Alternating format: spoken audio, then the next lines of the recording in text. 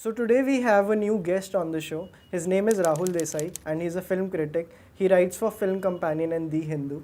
So over to Rahul Desai for some movie recommendations. So today I'll be recommending three fiction sports films and three documentaries. It's my favorite genre of movies. So my first film was a film I watched way back in 2006. I think I was in my last year of college. It's by Iranian filmmaker Jafar Panahi. It's called Offside. It's technically a football film, but as with most of Jafar Panahi's films, it says a lot more about the country he is from, which is Iran, and the culture there, the politics, and Offside is basically about two girls who want to get into the stadium to watch a qualifying football qualifying match between Iran and Bahrain. So they basically are then put together. All the women who are trying to get into the stadium are put together in a pen outside because women aren't allowed into the Iranian national stadium, which is called Azadi, ironically. So the film takes place in this pen where they have to interact with the male police guards, and the entire film is quite conversational. It's funny, it's sad at the same time because you get to see the culture in a country that actually we aren't very aware of, and we don't see a ball kick throughout the movie. It's about how sport acts as a crutch here, which is actually the essence of sports movies, which are not a lot of filmmakers get. Within 10 minutes we realize it's never about one girl in a country like Iran, it's about all of them, and suddenly the protagonist disappears and all the women suddenly become one, and we hear all their voices together throughout the film, which is actually very thought-provoking if you think about it. So that would be my favorite film. My second film I would recommend is a small Tibetan language film which released way back in 1999. It's called Forpa, which means the cup. And the film is it's supposedly based in Tibet.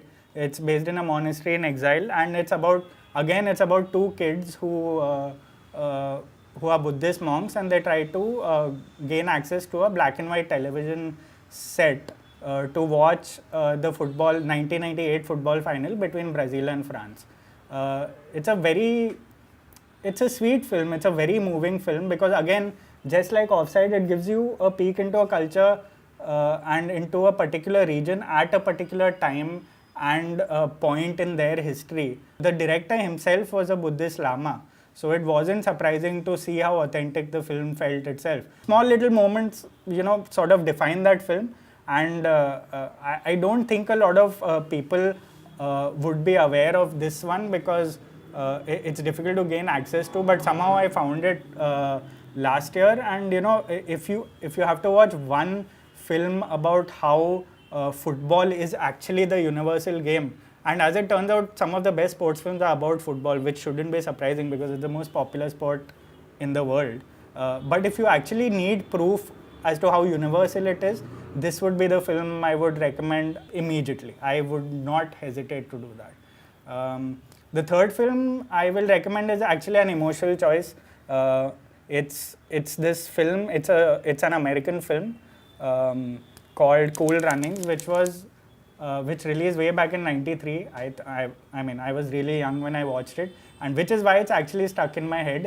It's a comedy, but it's a very heartwarming underdog film. It's an ultimate underdog film for me, even after all these years.